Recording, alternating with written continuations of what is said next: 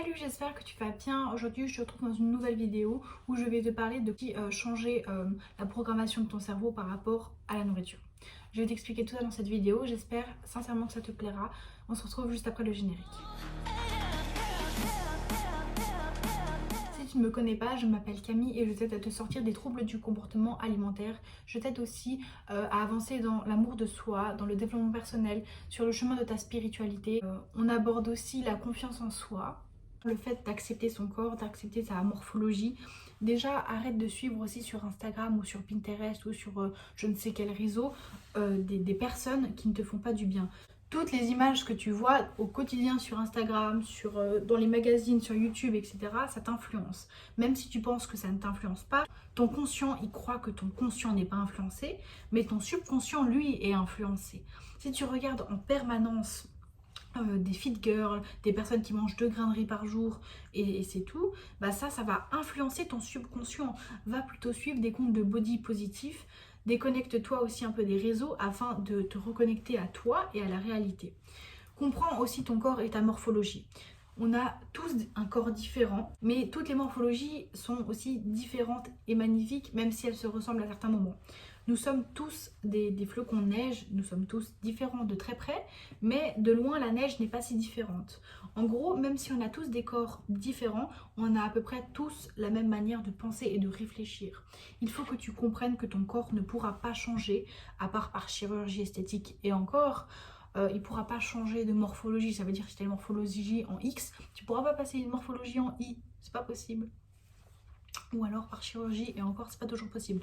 Donc chaque corps, chaque personne, chaque morphologie a des habits adaptés à sa morphologie. Arrête de vouloir suivre la mode tout le temps. Apprends à connaître ton corps et ce qui va à ton corps. Apprends à connaître ce qui te fait du bien. Porte des vêtements qui te font te sentir bien. Et je ne parle pas que de pyjama là. Accepte aussi de te regarder. Quand on est mal dans sa peau, c'est dur de se regarder dans le miroir. Il faut maintenant apprendre à se complimenter, à se dire des mots doux et à arrêter de se critiquer en permanence dans le miroir. Chaque matin, dis-toi des compliments de toi dans le miroir, de ce qu'il te plaît, dans ton apparence. Et plus tu le feras, plus ça sera facile et tu te trouveras réellement magnifique. Au début, ça va être un peu compliqué, mais par la suite, ça sera beaucoup plus simple. Si tu te sens coincé dans un cercle infernal de privation, puis craquage, culpabilité, privation, craquage, culpabilité, c'est à cause de la programmation que tu as reçue pour ne pas faire confiance à ton corps. Tu as pris l'habitude d'écouter tout ce que les autres personnes de la société, les influenceurs, tes collègues ou même ta famille ont à dire sur ce que tu dois manger, au lieu de simplement te reconnecter à ton corps et être à l'écoute de tes propres envies et de tes sensations et faire confiance à ton corps. Tu es tourné vers l'extérieur et tu cherches les réponses à l'extérieur de toi. Mais sache que ton corps est une machine extraordinaire et détient toutes les réponses dont tu as besoin pour guérir et te sentir en paix. Du coup, maintenant, tu vas te demander, mais comment on peut s'en sortir? C'est simple. Il faut changer complètement de méthode, faire le contraire de ce que tu fais jusqu'à maintenant. Lâcher le contrôle, il faut lâcher ce fucking contrôle. Laisse tomber ça une fois pour toutes. Il faut laisser tomber ce contrôle. Et apprends grâce à une méthode simple à te reconnecter à ton corps pour t'autoriser à manger ce que tu veux quand tu veux, tout en te sentant bien. Au final, ça se résume à apprendre quelque chose qui est fondamental, mais pas si évident quand on ne l'a jamais fait à cause de la programmation. Ce quelque chose à apprendre, c'est de revenir chez soi, de revenir dans son corps, d'écouter son corps et de le laisser nous dire ce dont il a vraiment besoin pour manger ce que l'on veut sans se poser de questions et se sentir bien. Manger, du coup, ça deviendra aussi facile que d'aller aux toilettes ou de boire un verre d'eau. Tu pourras retrouver la facilité innée à satisfaire ce besoin naturel sans te poser 1 milliard de questions. Quelle est la solution pour arrêter de contrôler ce que l'on mange? C'est d'apprendre à manger intuitivement que lorsqu'on s'est sorti du TCA bien sûr, ou du rapport malsain avec l'alimentation. D'abord, on se libère de la peur de grossir, puis on lâche prise avec son alimentation. Lorsque tu contrôles ce que tu manges, c'est logique, tu es dans ta tête, il y a une raison à ce que tu manges. Enfin, tu te dis, ah oui, je mange à midi une soupe parce que ce soir, je vais au restaurant et du coup, je vais sûrement faire un craquage ou je vais seulement faire un écart. Mais non, en fait, quand tu manges intuitivement, il n'y a pas de raison. Tu manges ça parce que juste t'en as envie en fait. C'est une envie, c'est ton corps qui l'a demandé, mais il n'y a pas de raison parce que ce soir je vais au restaurant, parce que j'ai trop mangé hier ou des choses comme ça. Quand tu es reconnecté à ton corps, quand tu écoutes ton intuition, tu arrêtes de réfléchir automatiquement. Tu manges ce que tu veux quand tu as faim ou es envie. Tu te laisses guider avec facilité. Ton corps, c'est une machine incroyable. Il sait exactement ce dont tu as besoin en termes de quantité et de type d'aliments. Il va te demander de manger ce dont il a besoin. Peut-être que tu en manques de vitamine C en ce moment. Et puis, quand tu seras aux courses, tu vas te dire « Ah tiens, je pourrais prendre peut-être des kiwis cette semaine. » Parce que ton corps te envoie le message « Ah oui, dans les kiwis, il y a de la vitamine C. Donc, vas-y, prends des kiwis. » Et puis si tu es en manque de protéines, ben, tu vas peut-être te diriger automatiquement vers le tofu, vers les protéines dans la viande, vers des protéines qui sont dans l'alimentation sans que tu t'en rendes compte. Tu vas être un peu plus attiré vers ce genre d'aliments. L'alimentation intuitive, elle va te permettre de faire la paix avec ton corps et avec la nourriture. Comment ? En te privant de manger ce que tu aimes ou ce dont tu as envie ou ce que ton corps te demande, tu rends ces aliments non seulement interdits, mais aussi tu leur accordes une nouvelle dimension qui est la raison pour laquelle tu y penses tout le temps. C'est quoi cette dimension? C'est la rareté, le manque. Si tu t'interdis des aliments, eh ben, tu vas te dire « Ah oui, là je suis en manque, il y a de la rareté au niveau de cet aliment. » Et c'est pour ça tu vas être un peu obsédé par ce genre d'aliments.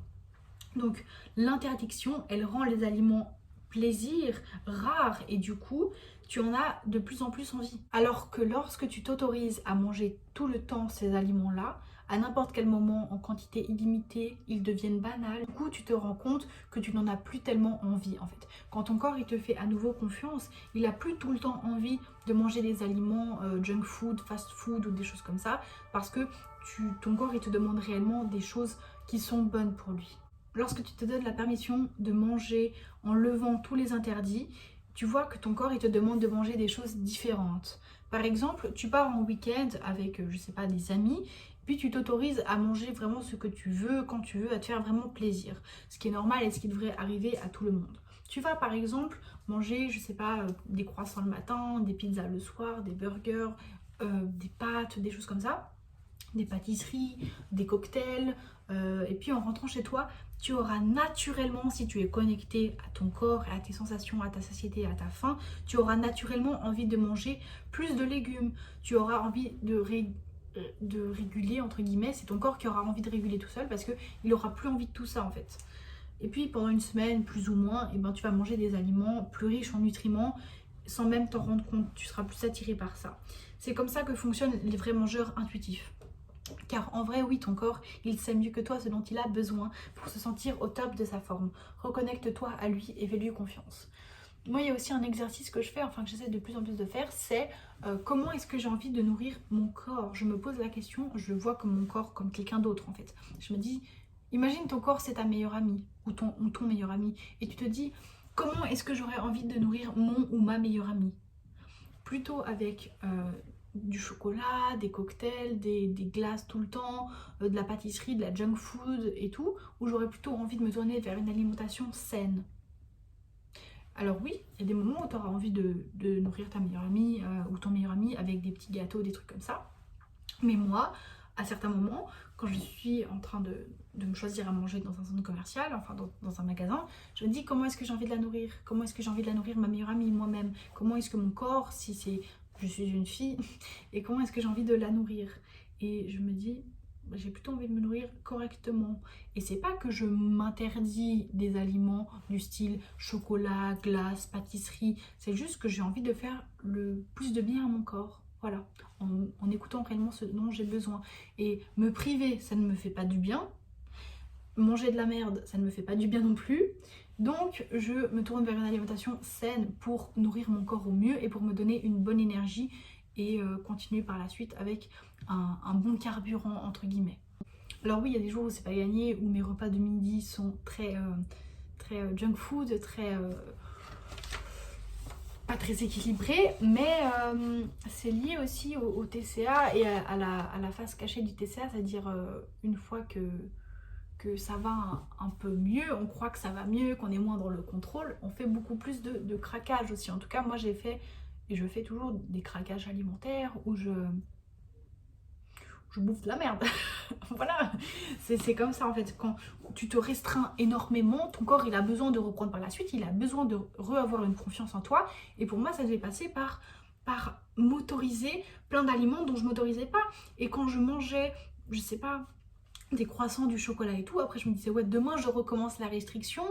Et c'est ça qui me maintenait dans le TCA aussi, qui me maintenait dans ces craquages, parce que je me disais demain je recommence la restriction. Et du coup mon corps savait que demain il y aurait de nouveau une privation, et il stockait déjà de 1, il stockait, et je continuais à avoir des aliments interdits, je continuais à avoir des peurs alimentaires.